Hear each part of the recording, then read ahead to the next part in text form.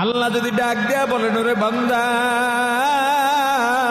আমি এত নেয়ামত দান করলাম, এত ভালোবাসলাম, এত আদর করলাম, এত সুযোগ দিলাম, তোর প্রতি ভালোবাসা যাতে কম না হয় এজন্য আমার ছেলেও নাই, মেয়েও নাই। বান্দারে আমি সব সময় অপেক্ষায় থাকি তুই আমাকে আল্লাহ বলে ডাক দিবি।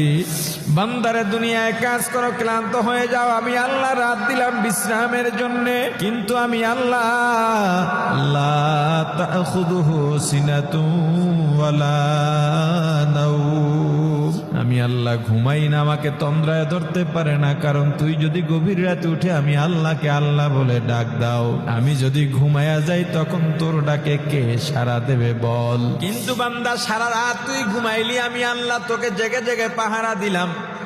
আমি আল্লাহ গভীর রাতে প্রথম আসমানে চলে আসছি, আয় বান্দা আয়, তোর কি লাগবে বল?